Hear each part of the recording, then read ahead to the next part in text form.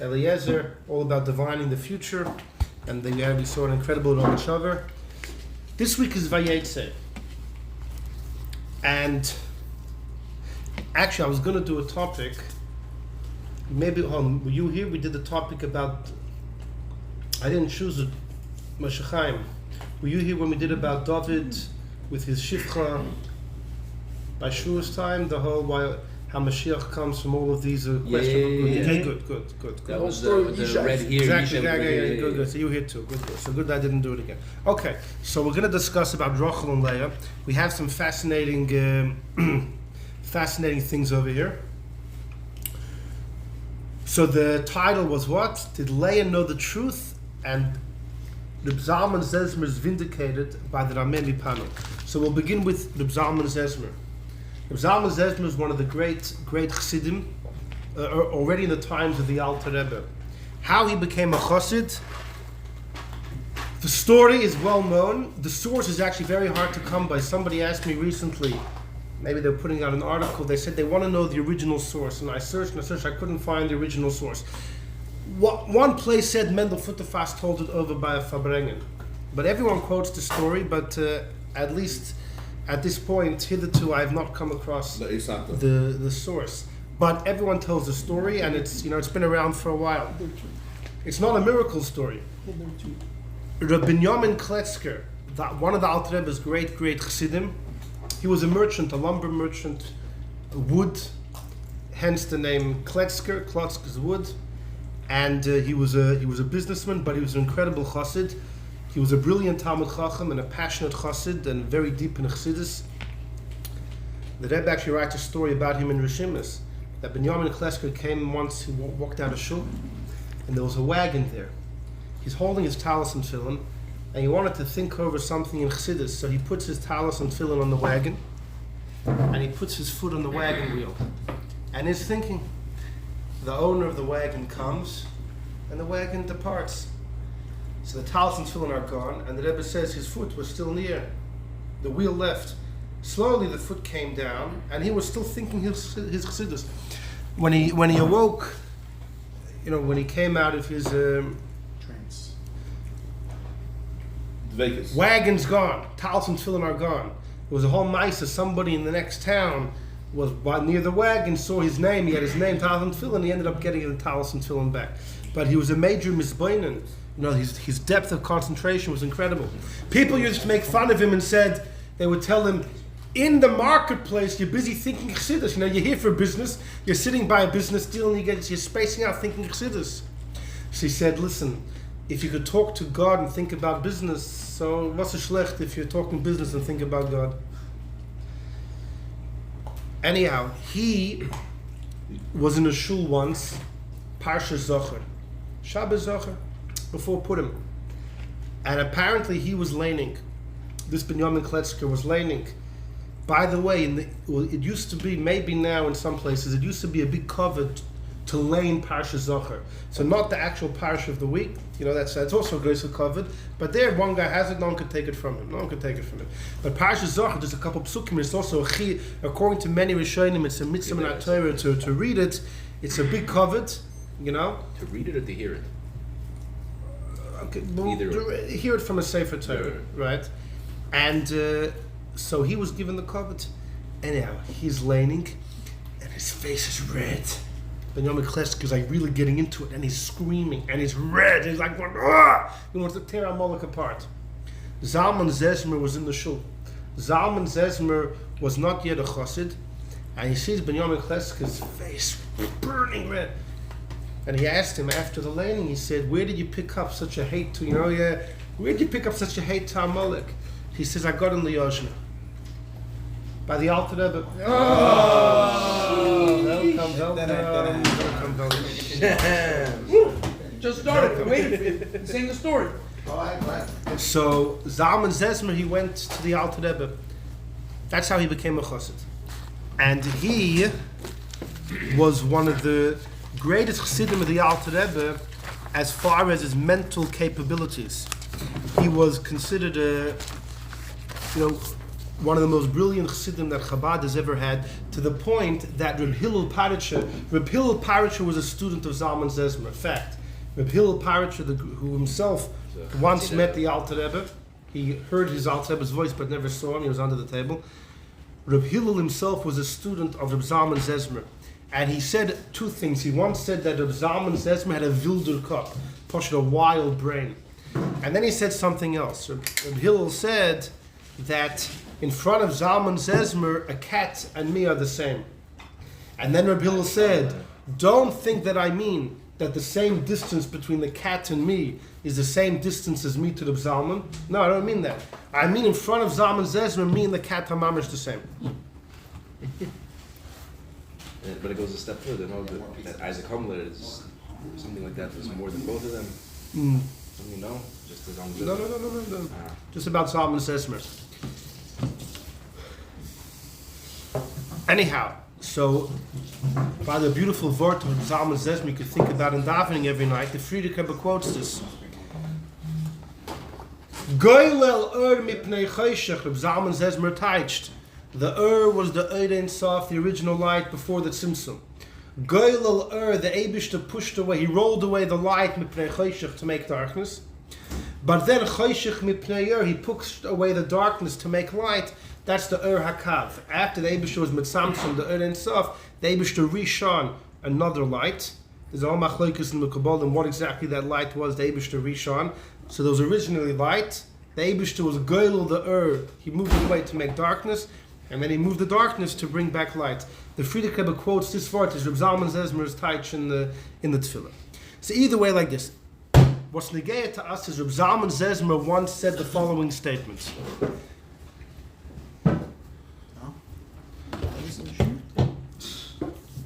By the way, apparently Reb Zalman Zezmer went to Arenz to Rochel after the Alter Rebbe passed away. Like most of the big chassidim didn't go to the Mittel Rebbe, they went to Rav Arenz to Rochel, and there's lots of very sad stories that happened to some of these chassidim. The Mittel Rebbe really gave it to them. Yeah, and apparently Zalman Zezmer, he ended up having to run for his life from the government or something, and he died while he was running on the way in the middle of nowhere. He had a sad end, as did many of the big guns. Very harsh piece of history. Either way, what? Well, that after Alter Rebbe passed away, so you had the Mittel Rebbe, who was the Yerush, but you had Arenz Rochel, who was older than Mittel Rebbe, and was considered one of the biggest chassidim of the Alter Rebbe. So maybe he should take over.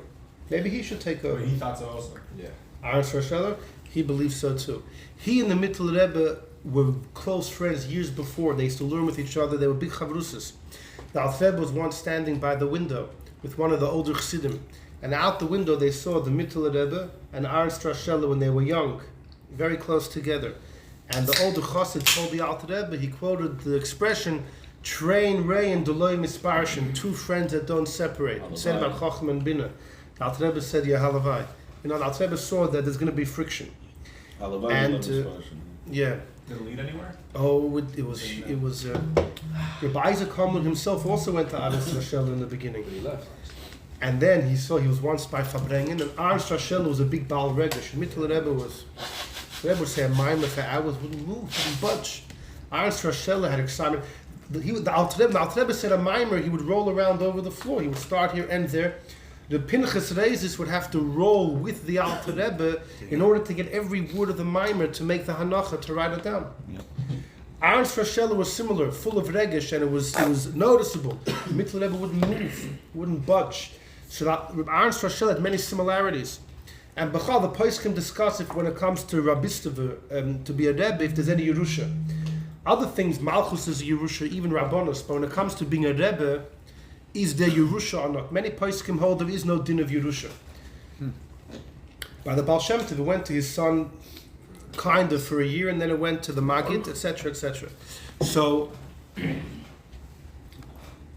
Rabbi Isaac Hamler went to Arenz. This is mamish. This is like a side of a side of a side. But that's the whole shiur is a side point, anyways, right?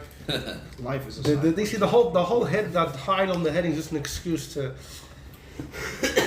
Rabbi Isaac Hamler also went to Arenz Rochel, and it was by a Fabrengen, and they were singing, and there was there was electricity in the atmosphere, and Ernst Rochel went on the table and he was dancing.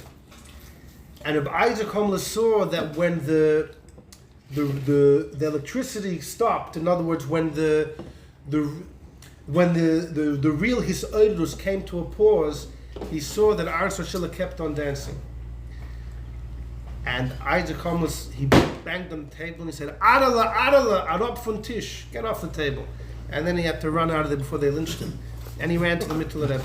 So either way, Rameh Velenker, one of the greatest Siddim of the Alter Rebbe, this is what the Rebbe writes in the Rishimis. He went to Ernst Rochel, and the Mittel Rebbe warned him, and he said, Moshe, my father was able to speak to rocks and to wood. You know, that's what you are. All the darkness you have, all the godliness that's revealed inside of you, it's all a gift from my father. I'm the inheritor, I can take it away. He warned him 3 times. He told him, if you don't come back to me, I'm going to take away your whole mahus. Ramosha, he didn't listen, and he lost his whole mahus, the Rebbe says. He comes back to the Mittel Rebbe in Lubavitch, and he tells the Mittel Rebbe, please, either give me back my identity, or I want to die. And he died. That was the end of Moshe Velenker. And he had a friend, Yechezkel Druer. Yechezkel Druer was also warned by the Mittel Rebbe, but he never came back. He lost his mahus as well, but he was too embarrassed to come back to the Mittel Rebbe. And the Rebbe says people testified that when he would start davening, he would cry and say, Eibishter, where is Chazkel? Where is Chazkel? Wow. It's a very scary idea. Anyway, so apparently Zalman Zezmer was also part of this group, and What does it mean losing he died running away. First, you have to have a mahus. We have to have a mahus to know what it means to lose it. The Rebbe told people to print Ernst Rochel's. Yeah, the Rebbe was quite the famous work. by the. Yeah, that was. Mayor He's Harley. like one of us. Think about that. He after the Rebbe said Six this. Philippines. Got him to the 70s. The Rebbe gesagt, man soll drücken mit Schelach. Yeah. Although Vetter Mendel was once by a Farbrengen, Yeah. and he heard them. They wanted to sing Ernst Rochel's Niggin. He didn't let them. He said, "There's given a nifrit. We can't sing his Niggin." And the Rebbe can nehmen zurück. Yeah, everyone else. He has 2 beautiful Nigunim. We always sang them, and but different? What did he say? Mendel Futefas wouldn't let them sing Ernst Rochel's Niggin by a Farbrengen. We do sing them. He's beautiful Nigunim, and he was. Anyhow, the verse Which apparently he has Niggin HaGodol, Niggin HaKotan. Niggin HaKotan is. I la da la la la da da da la la da da da. Niggin HaGodol is I my na da da da. Yeah, ma. Exactly. Yeah. Isn't. Anyhow. Don't get too excited. You know, it's like Yisrael Noach Belenitsky. Yisrael Noach HaGodol from Vermont. He once opened up the Kedushas Levi of the Barditchever, and he was reading it, and he started getting excited. He quickly closed the Sefer. He didn't want to get up his excitement from anything outside Chassidus Chabad. Anyhow, so Zalman Zezmer apparently also went to Ernst Rochel, and he had a sad end. He was running from the government, and he died somewhere on the road somewhere. He said the following words, right? Now he said the following words. He said, Shlomo HaMelech wasn't a chassid. He wasn't a chassid. Because Shlomo HaMelech wrote a sefer, Shir HaShirim, which is trying to describe the love between Hashem and Yidden, and the mashal Shlomo uses is that of a husband and a wife. In other words, Shlomo couldn't find anything greater in this world as an example of love like a husband and a wife. Says Rabbi Ernst Rochel, had Shlomo Melech been a chassid, he would have used a mashal of a rebbe and a chassid, because the love of a chassid to a rebbe is the greatest, even greater than a husband and a wife, and that would have been the best mashal for the Eibishter and Yidden. So the rebbe once quoted this by a Farbrengen, and the rebbe asked if they shouldn't print it. When they make the hanocha afterwards, they shouldn't write it down. Because it's almost like pashnus for the Rebbe to be saying this, like asking for the Chassidim to love him. So he didn't want that it should be written. But Zalman Zezmer said this. And the Misnagdim think it's the biggest joke, right? It's a Chassidish Meshugas. So we're here to vindicate Zalman Zezmer and find a source to this. That's first thing. Second thing is, before we get into the discussion about Leah, we have a fellow in Nachruf, Yonason, Shaul's son Yonason. Gerade 2 weeks ago we spoke about him, about his nichush and his divination. Yonason and David were buddies. And Yonason, we have psukim where Yonason tells David, don't be afraid from my father's hand. You are going to be the next king of the Yidden, and I will be second to you. Anoichi, I'm going to be Mishnah. I'm going to be second. You will be the king, and I will be second to you. Now, at that point, Shaul was the king, and Yonason was next in line to be the king. And Yonason here is telling David, you're going to be the king. And not only that, I'm going to be right here to support you, and I'm going to be second to command. Do you ever hear such a story in history where somebody was prone to be the next CEO of a company, and instead he gives it over to someone else, and then he stays in the company to be somebody, way down in the ranks? You never have such a thing. When the Baal Shem Tov passed away, his son Reb Tzvi was officially Rebbe for 1 year, from Shavuos to Shavuos.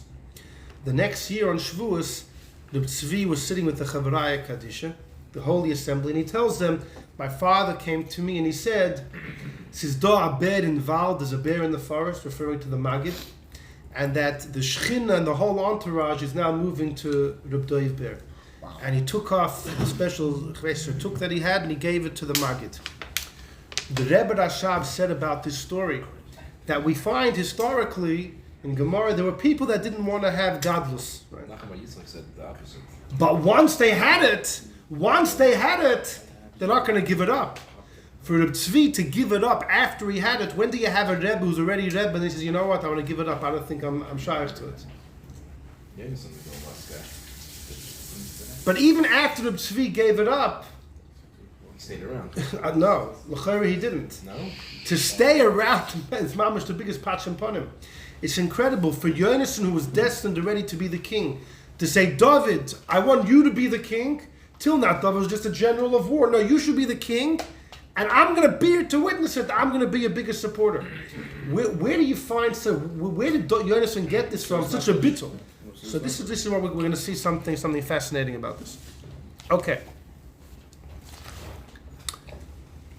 So we have a story in this week's parasha of Rochel and Leah.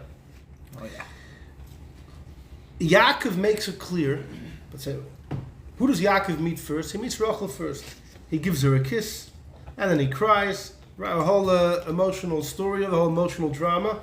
He tells Lavan, he starts working for Lavan, then he says, I want to marry your younger daughter. He works for 7 years. Lavan tricks him, he ends up marrying Leah. Yaakov gives Lavan a chelik, why'd you trick me? What does Lavan say? In unser Stadt, we don't flip the girls around. Bimkei, you know what he meant?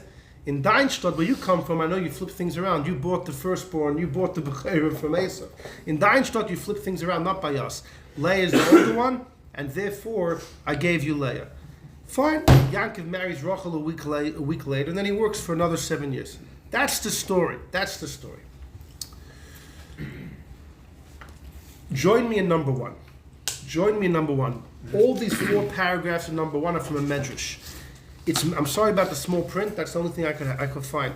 The Medrash Rabbah in Eicha Rabbah, but it's not. It's in the Psichta, in the introduction. The fascinating introduction in the Medrash to Eicha Rabbah, and it says the following: when the Eibusha decided to destroy the first Beis Hamikdash, let's read it from the top. Miyad, right away, Avram tells the Eibusha, God, at the age of 100, you gave me a boy. And when the boy was already good mature, and he was 37 years old, right? There's a machlekes in Medrash if Yitzchak was 37 or 26 by the Akedah. And based on that, if Rivka was 3 or 14 when she got married. But this Medrash says he was 37. By the way, the Ibn Ezra says Yitzchak was only a child. Because Ibn Ezra says if Yitzchak was older, why do we only credit Avram to that case? Holikim Nisas Avram, Hashem tested Avram. Yitzchak he was able to resist, he went through, he's the one getting killed. Must have been a kid, says Ibn Ezra. But the Medrash says 37. That's what Rashi takes in Chumash. Even 26 is Yeah, exactly. Either or, exactly. Correct. See, Ben Ezra says he was a child under Bar Mitzvah. So to continue, number 1, the third line. Avram says, and then he told me, lift him up as an oila. V'naseisi alav kach zori, I became like a cruel. V'loi rechamtu, I had no rachmanas. This was very difficult to me. El ani ba'atzmi kafatzi, I myself tied him up. V'loi tizker li zois, you won't remember this from me, says Avram. V'loi teracham al bonai. So at the time of the Churban, Avram asked Eibishter, don't you remember what I did for you? You're not going to have Rachmanis on the Yidden? Hashem says no. Hashem tells Avram, Genug with the Akedah. I've heard too much of the Akedah. No more, Used no that more. card too many times. Pasach Yitzchak v'Omar, Yitzchak says, Rebbeinu Shalom. When my father told me by the Akedah, Elokim Yira Loya said that the Eibishter will choose a lamb, Lo'ila B'ni, and he hinted to Yitzchak, you're going to be the lamb. Loya kafti al dvarecha, I didn't hold back. V'nekanati b'notzim libi, I was bound with my desire. Al gabdav b'shati savar, I spread out my neck underneath the knife. By the way, it says in Pirkei Rebbe Lezer that when Yitzchak saw the knife of Avram about to chop his neck off, Yitzchak died out of fear. He had a heart attack and he died. And the Eibush had to restore his soul. CPR. The Zohar says Avram actually shechted Yitzchak. Avram killed Yitzchak, it says in the Zohar, and the Malachim took Yitzchak upstairs. I mentioned this last episode. The Malachim took Yitzchak upstairs to operate on him, to Gan Eden, and it was a 2-year operation. And weiter. That's why there's the few years that are missing. Exactly, yeah, that's what we spoke about, exactly. So Yitzchak says, V'loi tizker li zos, you're not going to remember this? V'loi terachem al bonai? Hashem says no. So comes Yankov. Yankov says, Eibishter, 20 years of madati bebeis Lavan. We're in the second paragraph of number 1. Ukeshetzasim bebeis, so I suffered 20 years by Lavan. When I left his house, Esav Rochel bumped it, he wanted to kill me. In Parshas Vayishlach. Umasarti atzmi lemisa aleim. He wanted to kill me and my kids, and I went in front. I gave myself up to die. Yankov divided the family to 2 camps. And he said if Esav will come to one of the camps, right, then the other camp will survive. How did Yaakov know for sure that if he knocks out one? So Rabbi Yonasan Eibishitz explains that the distance between the 2 camps was a day travel. Rivka gave a nevu in last week's parsha that I'm going to lose both Yaakov and Esav in the same day. Lama eshkal gam shnech. Why should I lose both of you in the same day? There was a day's travel between the 2 camps. Yaakov divided the 2 camps. He was going to be in the first one. He's going to fight with Esav. Mimanashach, if he kills Esav, good. And even if Esav kills him, the timer begins. Esav only has 24 hours to live because of Rivka's prophecy. He won't make it to the other camp. Anyhow, weiter. It's a stretch. It's not a stretch. It's Pasha Pshat. It's Pasha It's Pshat, Pasha yeah. Pshat. This is strategy. it's Pshat. It's like, anyhow. So Va'achshav, and now Yaakov says Nimsur b'yad doivei, and now the Yidden. This is again. This medrash is talking about the end of the first Beis Hamikdash. Yaakov says the Yidden are given over to their enemies, Ketzoin l'tivcha, to be struck. La'achar shegadaltim kefroichem, I raised all my kids. Right, Yaakov had 12 kids. Why did Yaakov make Tfilas Arvis? Right, he came home at night, 12 kids to put to bed. Sorry, I gotta go daven Ma'ariv. Sorry, I have a shir tonight, right? We're gonna make the shir 7 o'clock. Exactly. Perfect time. Anyhow, and Yaakov said, "V'savalti aleim, I suffered to raise the kids, the Yidden. Now you're gonna wipe them all out." Roiv yomai ha'isi b'tzar godol bavurim. So you see. It's an old story. Yankov had it very tough raising the kids. Va'ator, now Yankov says, you're not going to remember this chus to be merachem? Hashem says no. So now Moshe comes. Moshe says, Eibush, Rebbeinu Shalom. Loi roy and neman, you see, wasn't I a faithful shepherd on the Yidden 40 years? I ran in front of them like a horse in the desert. And when the time came to enter Eretz Yisrael, and Moshe's like, finally, we're about to enter. What did Eibush tell Moshe? You stay right here. Gazar tolai bamidbar yiplu atzmoisai. You decreed on me that in the desert my bones shall fall. Although I gave the Baruch HaMashir a little while ago, according to a number of Midrashim, Moshe is buried in Ma'aras HaMachpelah with Tzipora. It's from the Sefer Hatmuna, one of the oldest Kabbalistic By the works, way, before which you is from the continue, Bechunya ben Akana. I was in Israel. Yeah, and you saw Moshe. What? There's a place called Kever Imahais in Tveria. Sorry, all right. Area Caver 51 in was voice. Yeah, no. You have Tziporas there, Elisheva Bas Aminadav, Bilha. Yeah. I've been there when I was there when I was younger. They're all in Tveria. It changes. It's Yeah, a revolved. bunch of Whatever- Mois that- Moshe was Whatever in you Moshe want. building, There he they went put into Eretz Yisrael. No, After first he that's died. what- after It was that's well what after. and then he It was was taken well over. after. The Well, tour first guide for puts Moshe the definitely name wasn't on it. buried where he Change died. He died on the Change mountain. the He was law. buried by Guy in the valley. Right. Some groups. But the Shvalas Malachim later moved him, because it says in the Sifri there's a tunnel that goes between Moshe's burial and Marsa Machpelah underground tunnel. Part of the tunnel thing. So some say Moshe himself. Rashi brings a chumash that according to some Moshe buried himself. Right. Who covered his atzma? Exactly. Weiter. Al Kopanim. So Moshe says. So Moshe also davens Eibishter. Well, I'm chopped liver. You're going to kill the Yidden. So Hashem says too bad. Ba'ayis Ashar kafts Rochel imenu.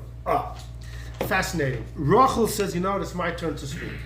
She says in front of God, "Va'amri b'nei shalom, galui lefanecha sheyankev avodcha ahavani ava yisera." Yaakov loved me a tremendous love. Fact. Yaakov loved her. Va'avad bishvili, and he worked for me, la'aba, for my father, Sheva 7 years. Ukishishlimu aysan Sheva, when those 7 years ended, v'giz man nisuai labayli, when the time came for me to marry my husband, Yoatz avi lahachlifeini, my father devised a plan to exchange me labayli to my husband, b'shvil achoisi for Leah. V'huksha alai hadover ad ma'id. You don't have this in this week's parasha. The Psukim don't say Rachel's suffering. That was hard. It was highly v'huksha ad ma'id, terrible. Ki noida li ha'etza, because I found out. You have to know a peep Yeah, I shot. found it. Rachel. Bilha, Zilpa, Even though she gave the Yechevet, signs to Rob. Tzipora, Elisheva, and Abigail. The That was the sign mouth. is landing. Where David's sister threw Abigail, David's sister. The actual is it just it's like a shrine, or they actually have the. No, they had the things there. Why have you got on that bunch Really? of When I went there, it was under construction. It was under construction. No, they built like a building on top of it. It was just being And I had built. to climb down these rickety stairs with nails sticking out of everywhere. I'm telling you, look. They were putting the bodies there. All right, so they have a list of. But who pointed this out? The Arizal? Who pointed it out? I have no idea, but this is what it said. I looked on Google. Very interesting. It was They a didn't great. even So all we went pass there. away at the same time. They In all lived Yalkut at different Ruvaini, it says Sipper is buried with Moshe in the Maras HaMachpelah. L'chayr Sipper went into Eretz Yisrael alive, as did Elisheva. Is We don't know the end of their access lives. point to go down into Mars Machpelah? Like, is Yeah. there? No. Mm-hmm. Is there? Spoke about An it. access point. There's a story The with hole. Avraham Azulai. What is it? But If if you're not a tzaddik gomer, you'll die. As did all those servants of the Turkish I'm Sultan. not proposing anybody go down. I'm saying It's you like could you drop go a to the well GoPro or almost. something. You might need GoPro stopped to take one of those It's hard robots. to know if I'd what's there love now to. is Might the need same. Eliezer It's the after same. that rum. Yeah, but Lapdavk it's the same. This is the building that they built on top of it. Yes, When I was there, Yeah, fine. So Let's go look, weiter. when I was there, there were middle buildings. Just for 6 women, it's a beautiful. Eliezer, Okay. do you have Wi-Fi down there? Weiter. So she says it was highly difficult. Al Pi Pshat, Rochel thought that if Yaakov marries Leah, he's not going to marry Rochel. Yaakov, the others kept the Torah. Rochel probably thought Yaakov's not going to marry me. Can't marry 2 sisters. Rochel thought she's losing Yaakov forever. Also, Rashi says that Yaakov is the one that gives him. No? We're going to see machlokes with Tanoim. We'll see in a minute. Ula'achar kein nichamti ba. Oh, sorry. Umasarti loy siman. So Rachel says, I gave Yaakov the siman. Sheyaki. It was Rachel's idea.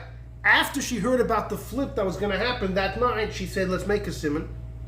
Sheyaki beni ben achaysi. Yaakov should tell Kadei shelo yuchal avi lachifeni, that Lavan shouldn't get away with this. Ula'achar kein nichamti basmi. But then she had second thoughts. She said, "No, I don't want." V'savalti es tavosi, I held back my desire for Yaakov.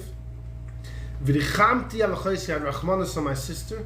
Shaloi teitze lecherpe, she shouldn't be embarrassed, disgraced. Ule Erev Cholfu Achoise Lebaili. They flipped me for my sister, Bishali. Umasarti Lachoisi Kol Simonin. I gave to my sister the Simonin. Shemasarti Lebai. The ones I gave Yankov, I revealed them to Leah. Kadei Shesor, that he should think that she's Rochel. V'loi oil, it doesn't end here. Elo shenichnas tachas hamita. That night, you know where Rochel was? She was under the bed. Shoya shoichiv machoisi. Yankov was with Leah on the bed. Rochel was underneath the bed. V'haya medaber ima. Yaakov would speak to Leah, but Leah didn't want to reveal her voice. V'hishoy sekas. Leah was quiet. V'ani meshivosya kol dover v'dover. And Rochel from under the bed was calling out. Kadei shelo yakir l'kol achoisi, in order that Yaakov shouldn't tell. V'gamalti chesed ima. That's tremendous chesed. You know, there's a story they say of the Chayz of Lublin. There was a fellow who was married for years without kids. He comes to the Chayz and he says, Rebbe, for years I have no kids, give me a bracha. So the Chayz said that, remember, before you got married, you were engaged to another woman. And this other woman, you broke off the engagement with her. And you never asked for mechillah. You never asked for mechillah. And that's the reason why you weren't yet zocheh to have kids with your new wife. He was married already 10 years. So he tells the chayzi, basically I have to go find the other girl and ask her for mechillah. I haven't seen her for decades, 20 years, who knows? I have no idea where she is. So the chayzi told him to go to a certain city where there was a big market, and he said, you'll find her there. He travels there. You know, he rents a room in a hotel. Every day he's walking back and forth in the city. He's looking for her. Can't find her. Day after day. He's there for a long time. And he was there for almost a month. So one day there was a horrible storm, and he ran undercover somewhere to get out of the rain. And he sees next to him there's a woman. And he recognizes the woman. And he starts crying. He says, I've been looking everywhere for you. He says, you should know I'm married already for who knows, 20 years or something with my new wife. We haven't had any kids. Please, can you forgive me? So she tells him like this. She says, I'll be moichel you. One condition. I have a brother who lives in some far town who's struggling incredibly in Parnassa. He's making a chasana in a week, and he needs a chfeis, 5,000 ruble. You supply him the money, it's a big sum of money, you know. You supply him the money, and then I forgive you. So he tells her that he's making the chasana in a week. He lives a week. He lives a week away. She says, "You better get going." Anyhow, somehow he got together the money. He got the money, and he started traveling as fast as he can. He makes it to this town. It took him days of traveling. He makes it to the town. It was the morning of the wedding. Comes into town. He asks people, "Where is so and so?" He goes to the house, and he sees that the woman's brother is walking around. He's tearing his hair out. He has no money. He's meant to be making a wedding later that day. So this guy tells him that I'm here to help you out for the wedding. So the guy says, "How do you even know about it?" He says, "What do you mean? I just met your sister in the other city a week away, and she told me you need help, and I'm here to help." He tells me, "You crazy? My sister died 20 years ago. Wow. She died the night that you married. The night that you married the other girl. Wow. You said this. Not only she was never moichel you, she had such heartache. She died the night of the wedding." Wow. But the chayzer brought her back. In order, This is like anyhow. Anyhow, Anyhow, what? That's one detail I didn't know in the story. wow. So it's just fascinating that over here it says in the Medrash, the night that Yanka's with Leah, Rachel's under the bed, in order that Leah shouldn't be caught out. Wow. It's crazy. And still, Rochel gets. Hold on. We're going to explain. Hold on. Listen. So it says Rachel continues. V'loi kinesi, but I wasn't jealous of her, and I didn't let her be embarrassed. So Rachel tells Eibishter, if I'm just a boss of a dom, I'm in the fourth paragraph of number 1, the third line. I'm just dust and ash, and I wasn't jealous of my Tzara, my co-wife, and I didn't embarrass her. Say, Eibishter, what are you upset about? The Yidden are serving idols, so you're a co-husband. Come on, what are you jealous about the Avodah Zarah? I wasn't jealous of my co-wife. So then, this argument finally, this strikes a chord by the Eibishter, so to speak. Miyad nisgalgulu rachmav shel HaKadosh Baruch Hu. The Eibishter's Rachmanis gets turned on, and he tells her b'shvilech, because of you, Rochel, and he machse Yisrael, come, I'll bring the Yidden back. And that's what it says in Yirmiyah, Koyamar Hashem, so said God. Kol baroma nishma, a voice is heard on high. Nehi, a wailing, b'chi tamrudim, big bitter crying. Rochel, Rochel, Rochel mevak albana. Rochel's crying on her kids. Me'ane lenachim, she refuses to be comforted albanel kianenu, because they're gone. So what does Hashem say? Koyamar Hashem, mini kaylech mi bechi. It's like 5 Don't songs. cry no more. All What? The, Exactly. all the singers. Ve'nayich midima. Hold your eyes back from tears. Kiyesh sachel polosech. Your actions have had an effect. And then it says, V'yesh tikva la'arisech num Hashem. There's hope at the end. V'shovu bonim l'gvulam. So the Eibishter accepts Rochel's tainer. The Eibishter accepts Rochel's tainer. So the simple shaila is, the Akedah was garnished. Avram's tainer was garnished. It's all garnished. No one did anything except for Rochel. Why was it that Rochel's story was much greater than all of the others? So that's what we want to explore. So let's go. I have a couple excerpts here from Medrash Rabbah, and we're gonna point out something very interesting, which is true according to a number of opinions. That's good enough for us. So again, we want to explain the Zalman Zezmer's statement that he said that Shlomo Melech wasn't a chassid, because if he was, he would choose the love of a rebbe to a chassid instead of that of the husband and wife. We want to explain why Yonasan was willing to give everything away instead of being king, but to be there underneath David. And we want to explain why Rochel's chus is that much greater than that of everybody else's. So join me in number 2. When Yankov meets Rochel the first time, he cries. Why does he cry? So says the Medrash, Dover Acher. Lama Bacha, why did he cry? He saw that she's not going to be buried with him. Rashi quotes this. And this is what happens later in the parsha, when Rochel tells Leah, can I please have the jasmines, those special flowers that Reuven got for you, and as a switch, I'll give you Yaakov tonight. When Rochel tells Leah, Lochin Yishkev Imach Halayla, that at night Yaakov will lie with you, what she meant was, after we die, you're going to be the one buried with Yaakov. It was a prophetic statement. Amrullah, she meant to tell Leah, Imachu Domech, he will lie with you in the grave, Imi Leisu Domech, but not with me. Now Rashi quotes this, which by the way is the strangest thing. What? That's the reason officially why she didn't get married with him, though. Rashi says. Right, because Zulzalim. That's On that we have a few reasons, but on the other hand, But then it's also you because also Yaakov cursed her in the end of the parsha. But then you also and we learn also that- have the reason she needed to be there to daven for But us. then you also learn that those Dudaim were a Fertility treatments. fertility Exactly, they treatments. were fertility treatments. So she wasn't a Zazel. She wanted the fertility to have kids. Zilzala b'mishkev. Right. She was Mazalzel in the company. Also 10 years. She tried Also, to she get, should have done a different deal.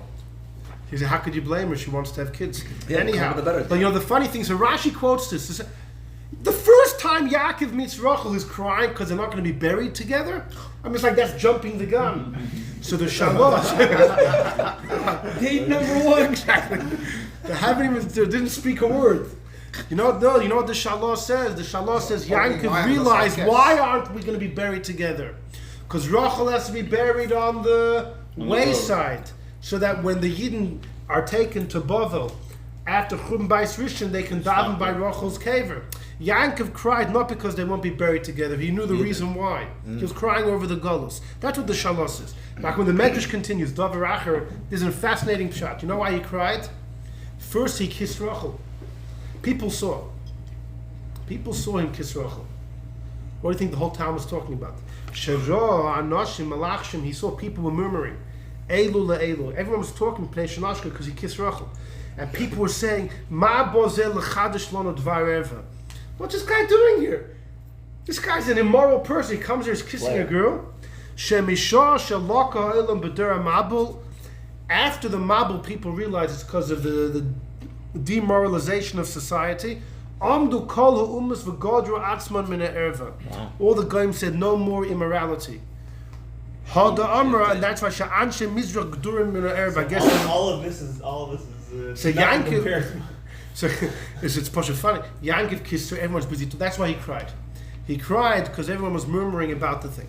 But ultimately, according to the Shalah, what's the pshat that he cried? Because they wouldn't be together. He already saw the Golus, but that she was dafka going to be the one chosen to be able to get us out of that issue. So you see that Rochel already from the beginning. Rochel in the beginning, she was destined for this. Why? What's so special about Rochel and her schus that already from the beginning she was destined to be the one to be buried on the wayside? So come to the next page. Look at the next page. Look at number 3. In number 3 we have a Gemara in Megillah. So this everybody knows, we're going to see it inside. Vayagid Yaakov the Rochel. Yaakov tells Rochel ki achi avihu, he is her uncle. Correct, the Gemara v'chi achi avihu was Yaakov the brother of Rochel's father Lavan. He wasn't. He was the nephew. Va'aloi ben achis avihu. He was the son of Lavan's sister. Cousin. Ella, exactly. Ella Amar La. Rather, Yaakov said to her like this: Minsively. The first thing he told her was, "Let's get married." Right, that's it. Armalei, she said, good idea. Miu Abarazai. Abba Rameh, the tat is a swindler.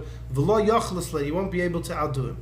Armallah, he said, Achiv, when Yankov said, I'm your father's brother, he meant I'm your father's equal, I'm his match. Also Rashi says the same thing. Exactly, yeah. I'm his brother in Ramos.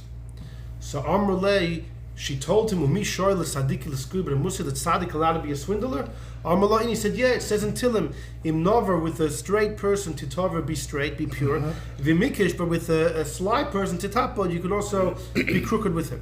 So Armallah, so Yankov tells her, Myra meyusa, what are you worried your father could do? So Armalei, she said like this: Isli achsa de kashishim. I have an older sister. V'loy minsavli mekamo. My father won't let me get married first.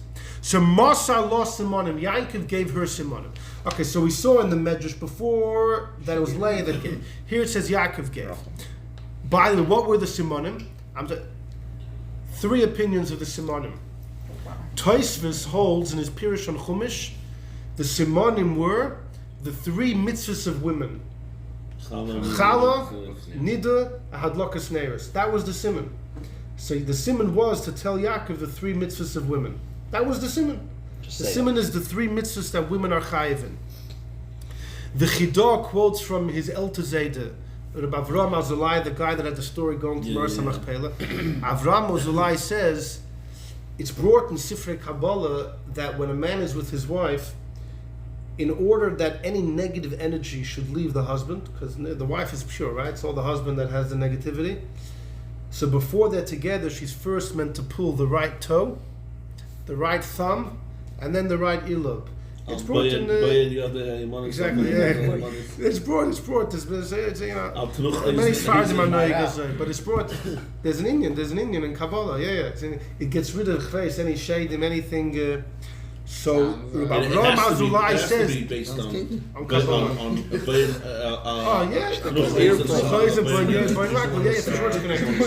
years and fingers. No, but he saw the others. He wanted to go into right. So that was the simon.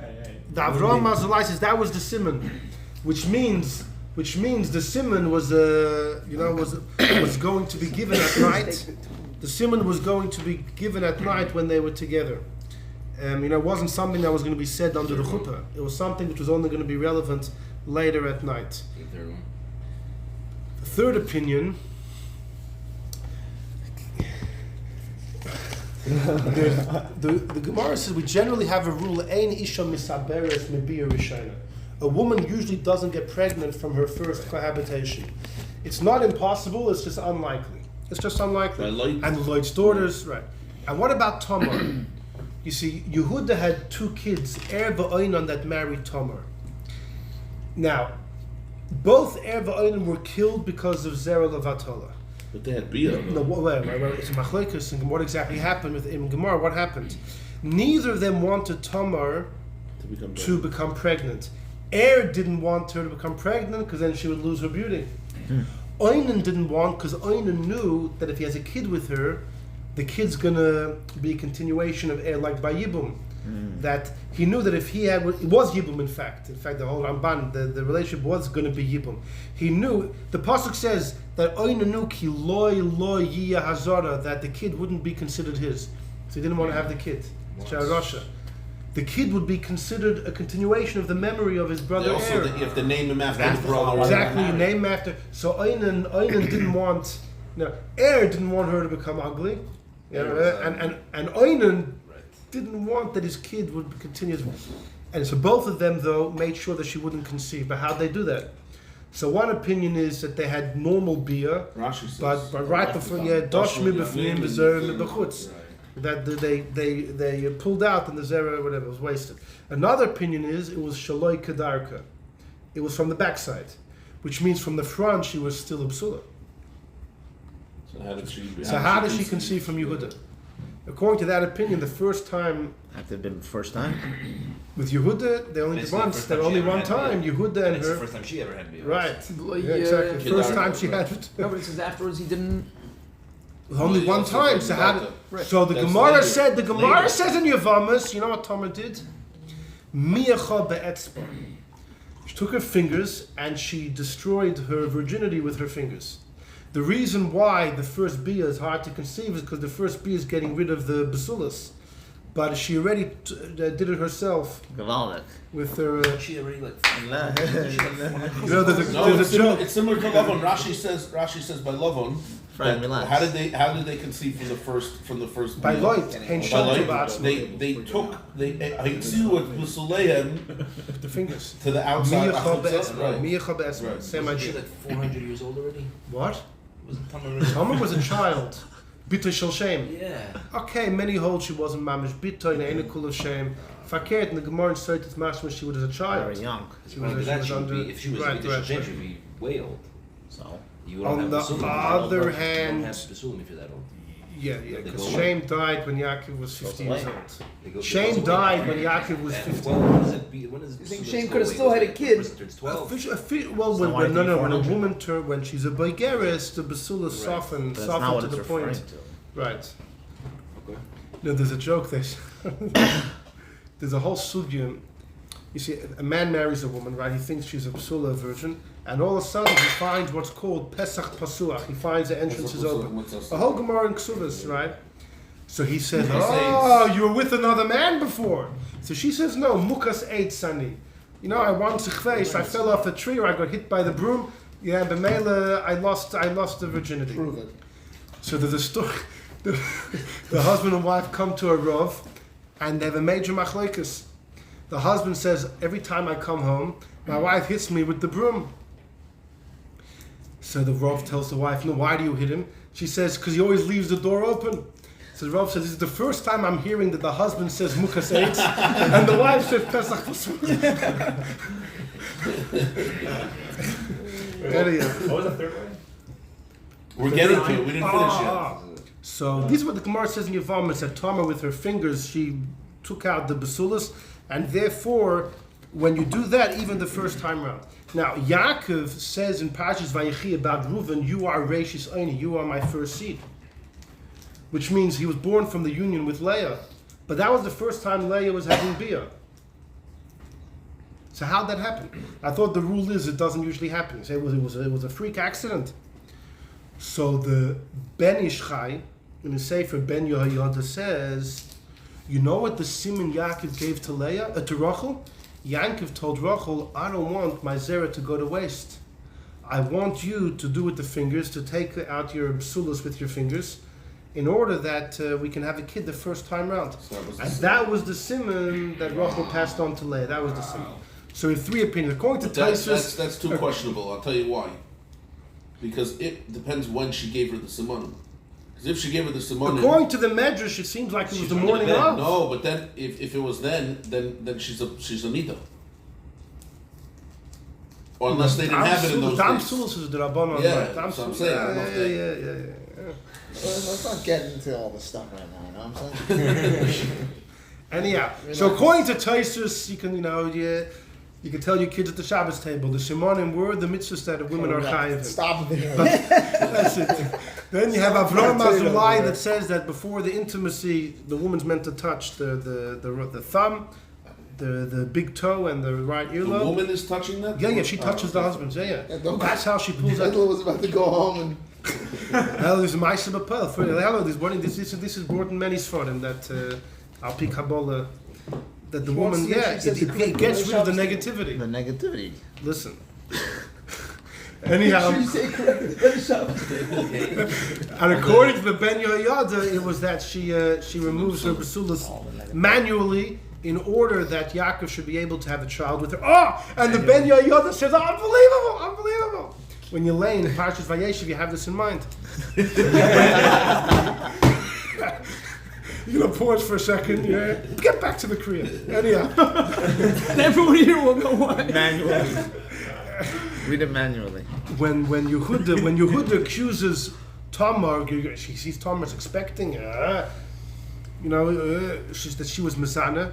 What does she say? She said, she takes out the stuff that Yehuda gave her, the signet ring and the stick and everything. It's yours. Lemi asher eile loy. Eile is Leah. She was telling Yehuda, I conceived from you. It was my first time having beer from the regular way. Leah, I got it from Leah. I got this from your mother. That's where I got it from. That's what, exactly. That's where I got it from your mother. Anyhow, so there's three opinions. So that I saw someone wants to say, the Gemara says that Yaakov gave her the Simonim. The Medrash says that Rochel gave. Well, there were a number of Simonim, so maybe, some were Yaakov's idea, some were Rochel's idea. All right, back to the Gemara. So, back in number 3 in the middle, so Rochel says, I gave her the Simonim. I'm sorry, no, but we're holding at this point, Yaakov gave her the Simonim in order to forewarn that Lavan shouldn't get away with any tricks. Kimata Lelya, when nighttime came, we're in number 3, about 7 lines in the bottom. Amra, so Rochel said, Hashtam nichsfacha, so my sister will be embarrassed. Masrasinu nihala, she gave them to her. V'hainu d'chsiv, it says, Vahi v'boiker, in the morning, v'hine hi Leah. In the morning, it's Leah. Correct the Gemara, Miklal da'ad hashta lav Leah, that what at night it wasn't Leah, it was Leah at night too. Ella, what the pasuk means is, Yaakov didn't realize, mitoich simonim shemasra Rochel Leah, because of the simonim, lo yhava yoda ad hashta. Yaakov did not know till the morning. Lefichach zoch, so that's why Rochel was zoicha, and she had shol, because you could stop over there. She had shol. Shol comes from Binyamin. Rashi brings down this. Right now, so first of all, the Marsha asked a famous question. A blind person, how is a blind person allowed to go home and be together with his wife? How does he know it's his wife? Maybe it's a different woman. Maybe it's a woman married to another man. He can't see her. So the Gemara says her voice. The voice is the greatest sign. No two people sound exactly. Sometimes you can't have heard a person's voice for a long time. Or you hear them going chazan. You hear from a different room, and you say, it's incredible how voices are. So that's the simon of the pill. The simon is by the voice. So the Marsha asked the whole night that Yaakov was together with his bride. He didn't speak to her.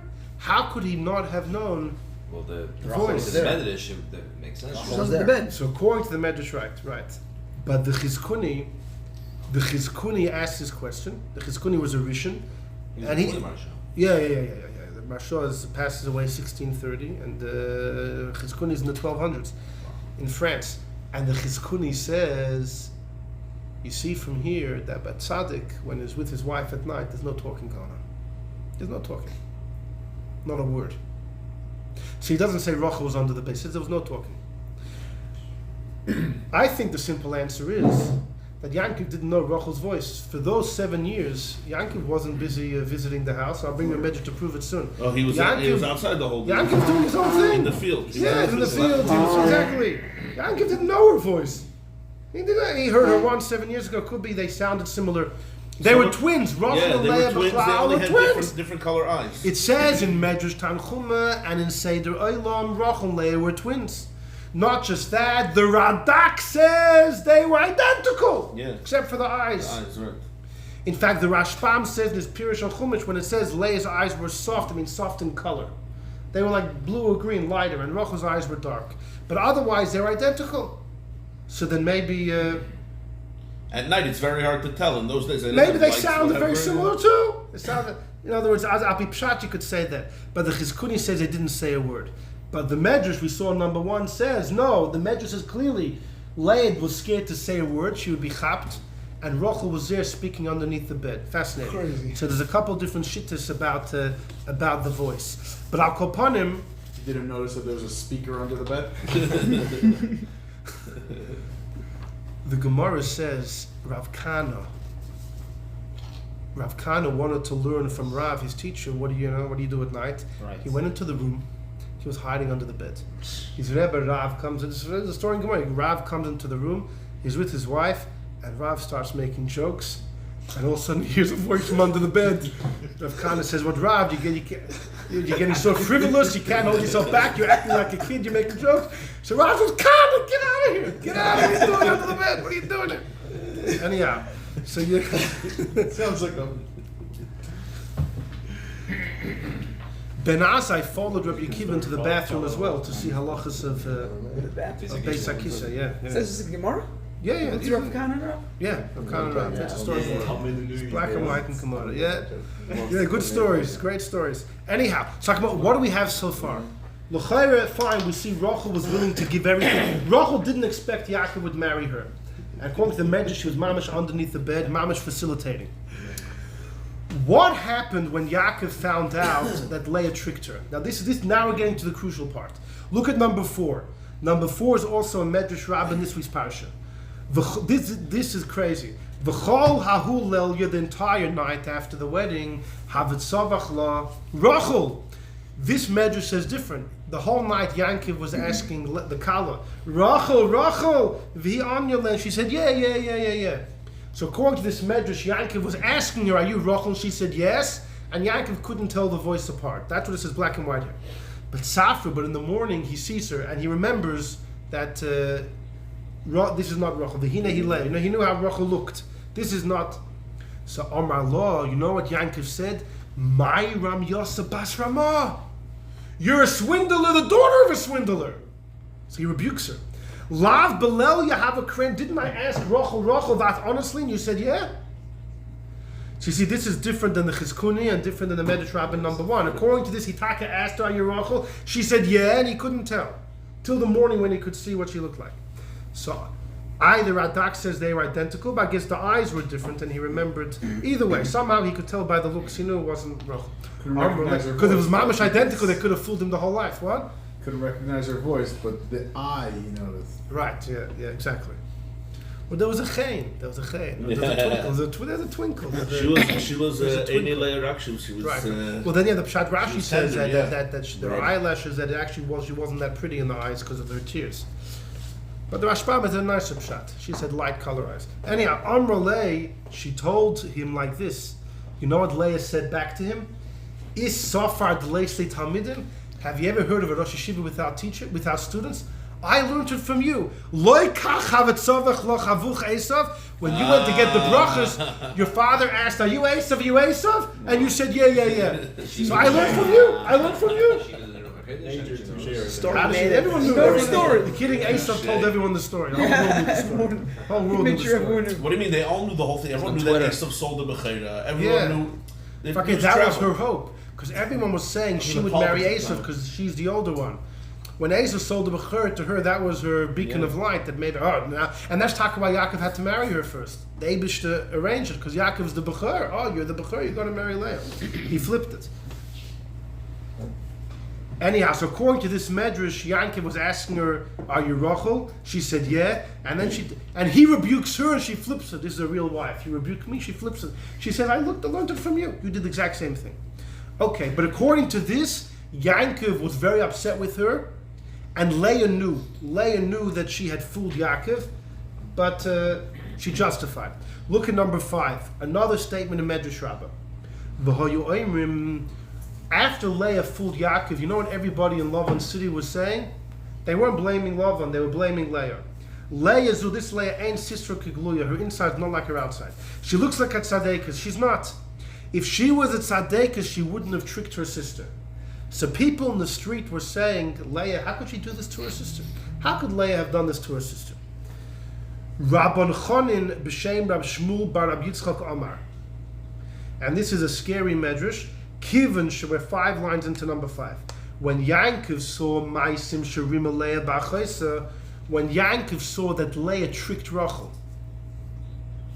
Nosan Daito Lagarsha, Yankov planned on divorcing Leah. That was his plan. He planned on divorcing her. But Kivan Shepokta Kosh Baruch Hu Babonim, once the Eibishter had her conceived with kids, he said, Le'iman shel Eilu ani Magarish, I can't divorce the mother. For the kids. For the sake of the kids. We find this in a number of places in Chazal, that often people stayed married for the sake of the kids. And it's been it's still obviously in today. For the sake of the kids, right? But Ubesoy Fumoida Alador, in the end, Yankov himself said, Taka, I owe it all to Leah. As it says in Vayechi, Vayishtacho Yisrael al Rochel, Yankov davened on the head of the bed, which the Medrash teaches it to mean because Yankov thanked Hashem because of the head of the bed. Who is the head of Yankov's bed? Leah. So in a way, Leah was Akeres Habayis. She brought 6 kids, 6 boys, and Dinah. But what you see from this medrash is that Yankov Pasha wanted to divorce Leah, and he only kept her because of the kids. It's crazy. But it also says that when Yankov saw that Leah tricked Rochel, what does it mean he saw Leah tricked Rochel? Rochel willingly gave her the simonim. Could you call that Leah tricking Rochel? So many Mefarshim hold that according to this opinion, according to this Rab Chonin b'shem Rab Shmuel bar Rab Yitzchak, there was no simonim. And Rochel didn't know about this whole thing. Last minute, Rochel was unsuspecting to the whole. She didn't even know about it until the last moment. It was like too late, and Leah knew about it already. Leah knew about it, which means that the whole simonim thing is a bisul machlekes.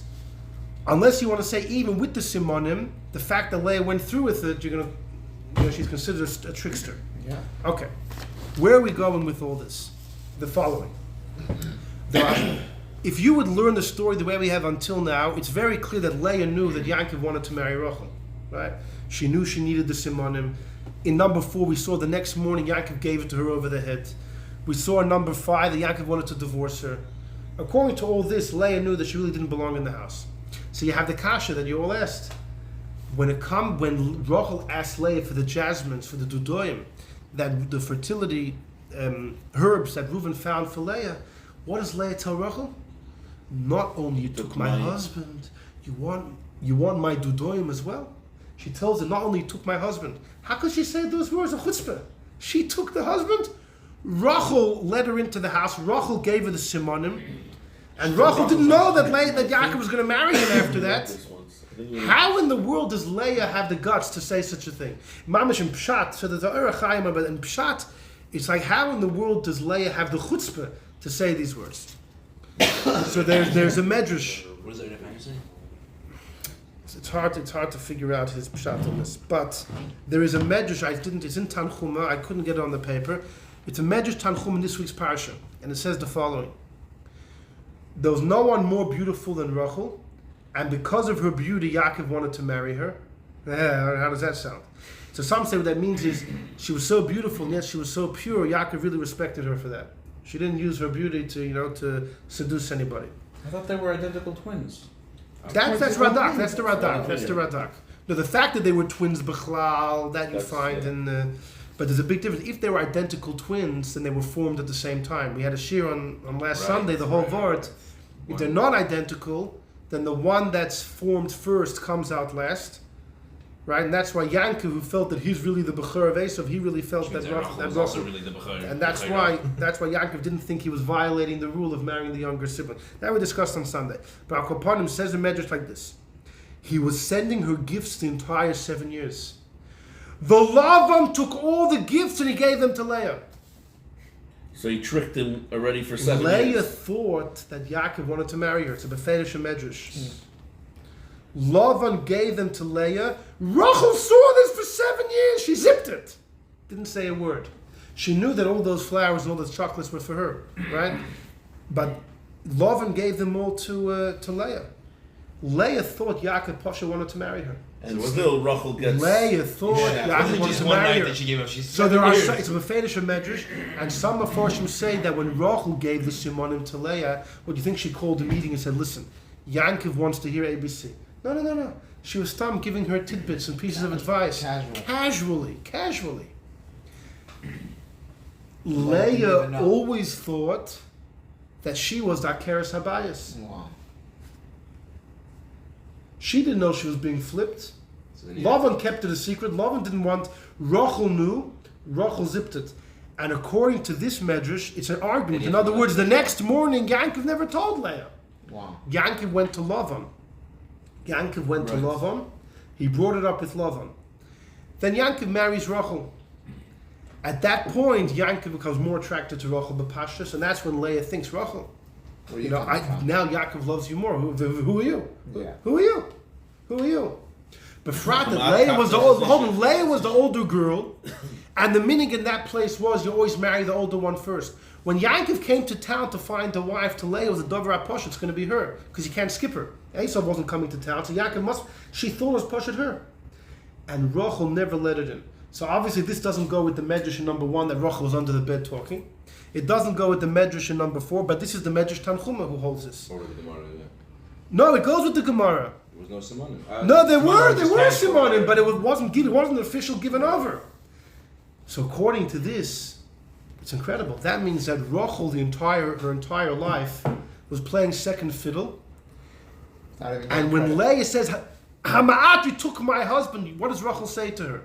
Nothing. She never revealed the truth. Wow. She still kept it to her. She bit her tongue. Rochel still was the one who suffered the entire time. She bit her tongue.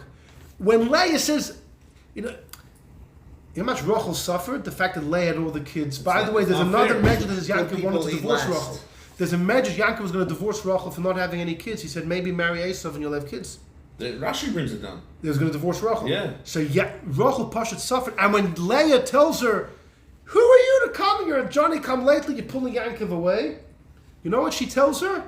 She says, "I'm sorry, you know what, you could have Yaakov tonight. Just give me the jasmines." She never spilled the beans. That's like a superhuman effort. Crazy. That's a superhuman effort. It makes the whole story less fair, even more. It's than incredible. it's supposed Hold to on. Come to this is the climax.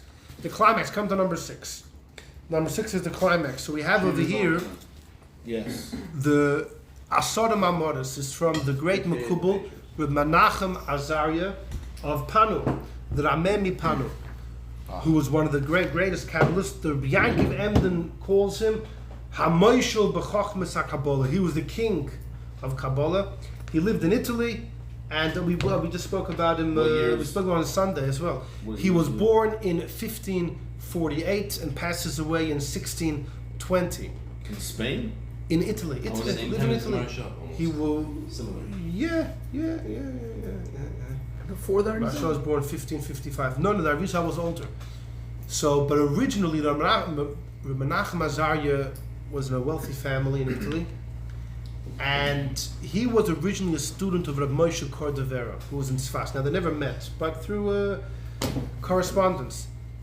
In fact, he was so obsessed with Rav Moshe Cordovero, Menachem Azariah, that he named his daughter after the Sefer Elimo, which Rav Moshe Cordovero wrote. You said this on Sunday. And yeah, I did. Yes, I can't count it. It's still true. The truth hasn't changed. The truth hasn't changed. Sunday, relax. So according to the Tanchumim, they would learn like the Rashbam and the Irakis were not because she was crying. She didn't think she was marrying Esau. She was just had different lighter color eyes. No, thought she was marrying before Esau. Yaakov came. When Yaakov came to town, you said she's very happy. Who did Yaakov come to marry? It's always the older girl first is marrying me. She stopped crying. Because when the Pasuk says about their eyes is when Yaakov came to town, she was crying before. So, the Rameh Mipanu, after Moshe Cordovero passed away, so the Arizal was in Sfas for 2.5 years, and he had a student, Rabbi Yisrael Saruk, who traveled around the world revealing the secrets of the Arizal, and he came to Italy, and he taught them to Menachem Azariah of Panu. And he wrote the Asorim Amodos. He was a master Kabbalist, and he says like this. Number 6, the middle of the line. Ukvar Zacharnu, we already explained. Ki hoya Yonasan Samech. Yonasan was very happy. V'chafetz, and he desired Leah Leila Mishnah.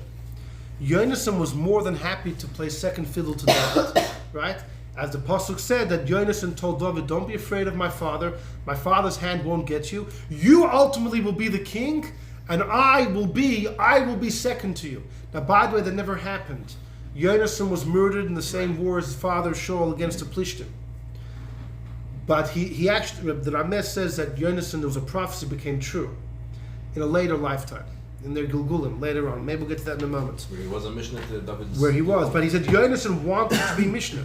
Ki Amnam, he says you have to know, Nefesh, Yonasan, Nikshara b'Nefesh David. You want to know his kashrus? This was a real kashrus of the soul of Yonasan to the soul of David. Kakata nitla begadol, like a smaller person, cleaving, hanging to the gadol.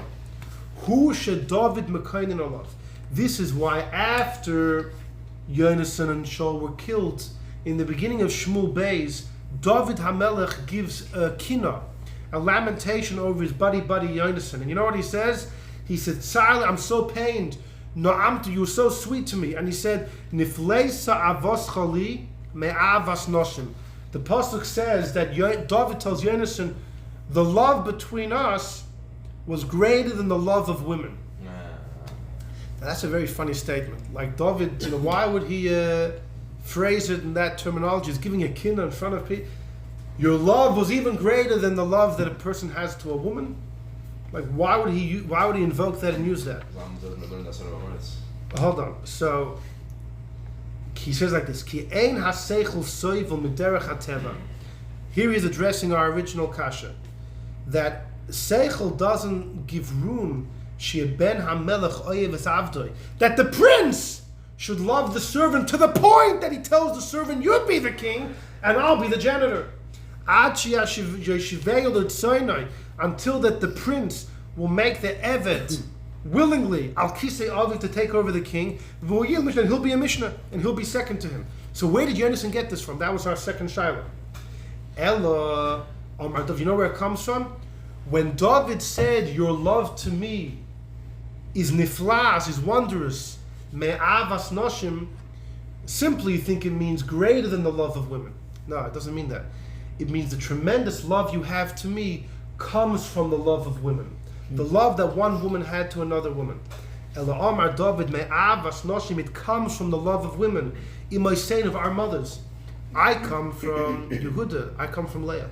You come from Binyamin, you come from Rochel. Rochel Mosra Simon, Rochel gave the Simon to Leah. She gave up everything. And again, when Rochel gave it to Leah, she didn't know that she was going to end up marrying Yaakov. And especially according to the Tanchuma, that Leah always thought that she was the Akeres Habayis. V'loi niskana b'yerech ha'chaysa. Rochel was never jealous. How did Rochel endure such a thing? It doesn't make sense. You know what that's called? It's an ava she'eino tluya b'darvit. It's a love which doesn't depend on anything. It doesn't make any sense. There's no rational explanation for Rochel to endure such suffering. Abi, the Schwester soll sein gut. Abi, that her sister should be okay and that her sister shouldn't feel bad. That type of love is not rational. You can't explain it based on anything. Misham hischila avos chalisa. David says that's where the love that you, Yonasan, have to me. And that's why Yonasan was replaying history. Just like Rochel was going to be under the bed, literally play second fiddle to Leah, Yonasan was going to do the same thing for David. Shaloya yisim ekanabi. You weren't jealous. V'hayazev v'zev ma'apela ha'elyon. That's a wonder from above. She'ein baitam, which you can't explain it. Umaspia l'chol chareb l'kim v'tachos v'huar shechafetz asa shetoy sheptan. Okay, fine. So he says what Yonasan and David is the same love as Rochel and Leah. And what David is saying, that niflei sa'avos chali, the love that you have to me is greater than the love. It doesn't mean greater than the love of women. It's great from the love of women. It's the exact same love that Rochel had to Leah. It doesn't make sense, the things that Rochel did. And that's why you're willing to do the same thing for me. So that answers our second game. We start with three questions. The first one was Zalman Zezmer. We'll get back to that. The second one was, what was Yonasan thinking? Now it's explained. The third question we had was, why is Rochel's chus bigger than the Aked and everything else that we saw in the Medrash in number 1, that in the future, Rochel's the only one that could bail us out? And the answer is like this. In the future, when the Yidden have done some, the Averis have piled up, why will they be to redeem us? Because of what? There aren't too many schusim. We need the Eibusher to redeem us just because we're his children. It's an ava she'eina tluya b'dov, an ava which isn't dependent on anything. Who the Pirkei Avos says? Who is the one that ever had an ava which doesn't depend on anything? Dov and Yenison. But where does it come from? It comes from the love of women, from Rochel and Leah. The love of Rochel is she started this idea of having a love for someone which has absolutely no rationale. You'll do crazy things, and that tells the Eibush to Taka. I have to love the Yidden for who they are, and it doesn't make sense. It doesn't have to make sense. So that answers the third question. What about the first thing about Zalman Zezmer? So Zalman Zezmer said if Shlomo Melech was a chassid, then he wouldn't write shir hashirim about a man and a wife. He would write about a rebbe and a chassid, because that's the greatest love that there is, and that really represents God and the Yidden. So the Misnagdim all laughed. But if you use the Rameh Mipanu, not all the way, but the Rameh Mipanu says, when David said, Nifleisa ahavos choli, your love to me, whose love is it? David to Yonatan, Yonatan to David. It's Yonatan to David. And he says it's the idea of the Gadol and the Katan. David was like the Rebbe, the Gadol, and Yonatan was the Katan. And the love that the Katan, which is Yonatan, that had to David, is what the Pasuk's talking about. And the simple meaning of Avas Noshim is loving a woman. So you see from there that the love that a chassid has to a Rebbe is taka greater than the love a person has to a woman. Leave Avas Noshim as literally, right? With not the Rameh Pshat that refers to from the love. But the other thing that he teaches us, that it was the love of Yonatan to David as a Katan loving the Gadol is greater than the love you could have to a woman. So what Zalman Zezmer said is mamash, it's mafurish, the pasuk in it's a buzzing and things. You can tell that to all the misnagdim. All right. Because also Leah messed over Rochel, and David messed over Yenison. Class on love. It worked the same way. Right, not everything is for public consumption, right? This one's recording, and it's got to be careful. David didn't give the half